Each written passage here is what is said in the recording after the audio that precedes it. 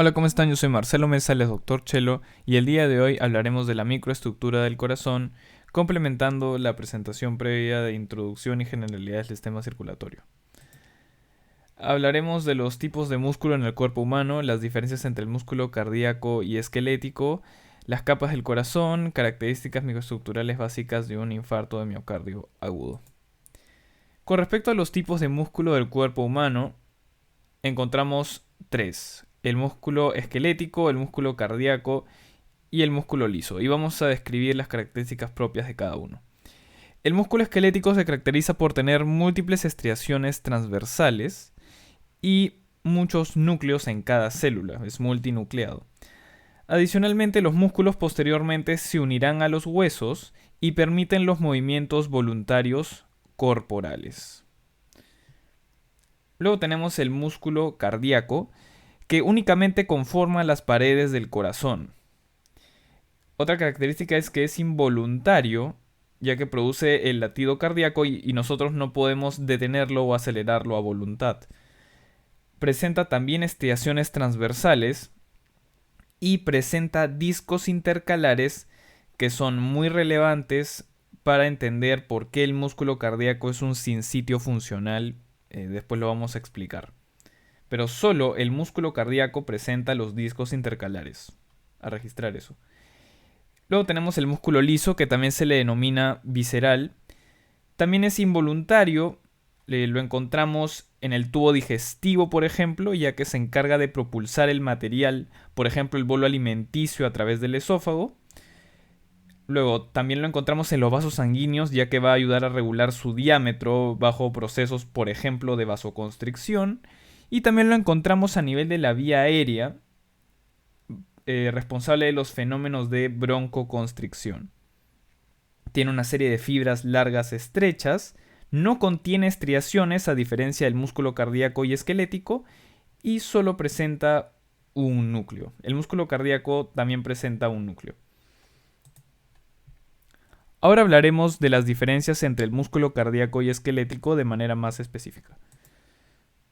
Primero que nada, consideremos que la organización de las proteínas contráctiles es la misma en ambos músculos. De hecho, hasta el mecanismo de contracción muscular es el mismo en el músculo esquelético y el mismo en el músculo cardíaco.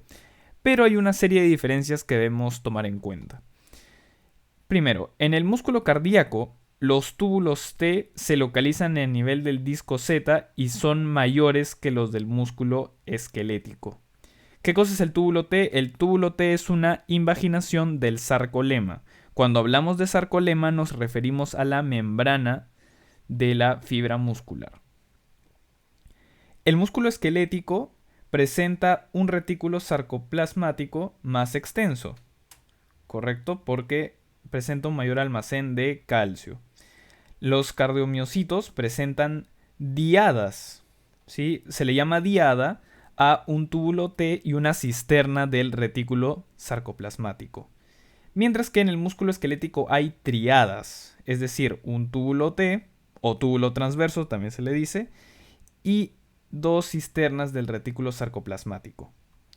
Luego, las mitocondrias son más abundantes en el músculo cardíaco que en el músculo esquelético y los cardiomiocitos están unidos en sus extremos por discos intercalares que ya describiremos más adelante.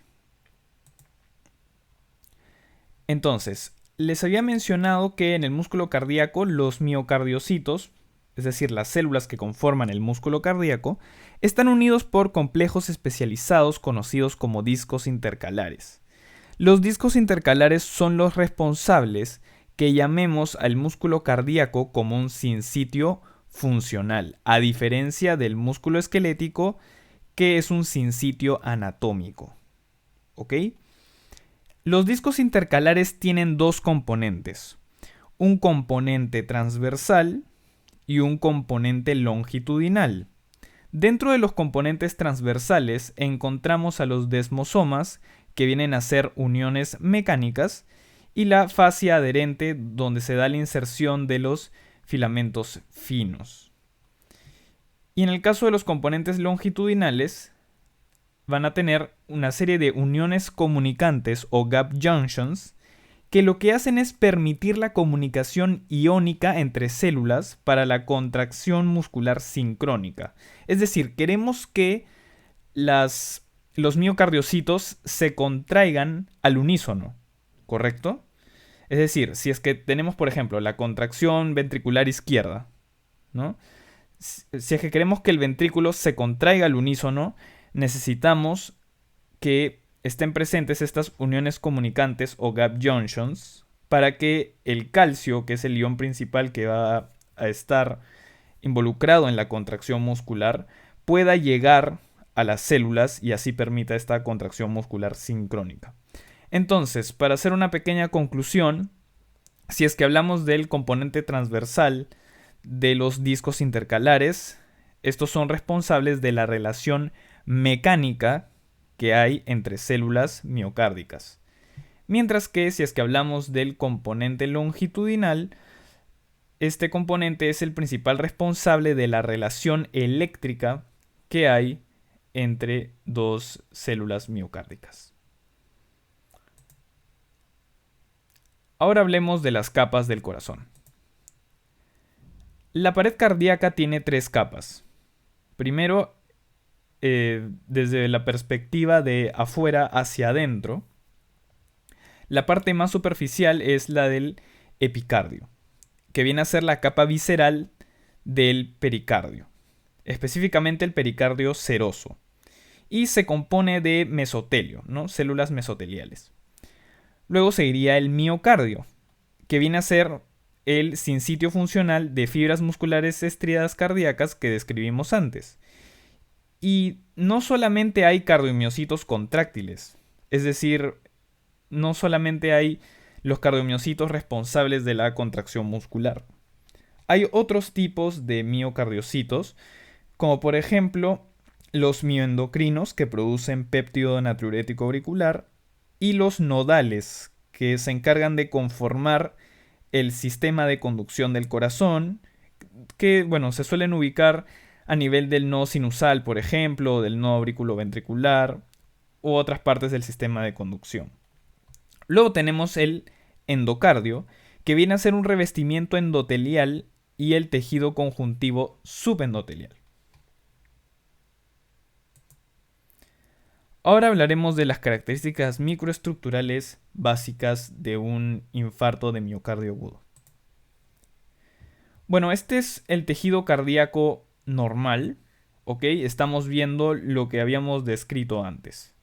Primero, vemos que hay una serie de estriaciones, ¿no? Porque el músculo cardíaco también es estriado. Y las células están unidas entre ellas por los discos intercalares, ¿no? Que acá están señalados, que ya escribimos sus componentes. Ahora, ¿qué es lo que pasa?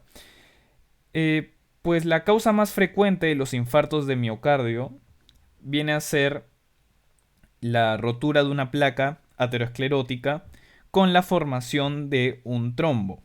Y por lo tanto se obstruye la luz de los vasos coronarios y se genera la muerte por isquemia de las células miocárdicas. Eso se conoce como infarto. Y por lo tanto empiezan a aparecer una serie de cambios en el tejido que no recibe sangre. ¿Ok? Primero empieza a haber mayor eosinofilia a nivel del citoplasma. Es decir, se ve mucho más rosado, ¿no? Comparen con la imagen normal, se ve esta imagen mucho más rosada. Además de eso, empiezan a aparecer una serie de cambios nucleares típicos de la necrosis, como por ejemplo la pignosis, ¿no? Que viene a ser el incremento de la basofilia, es decir, el núcleo se va a ver mucho más morado a la inspección microscópica. Y además de eso, vemos que se van perdiendo las estriaciones. Vean que aquí las podemos distinguir fácilmente, pero aquí no, ¿verdad?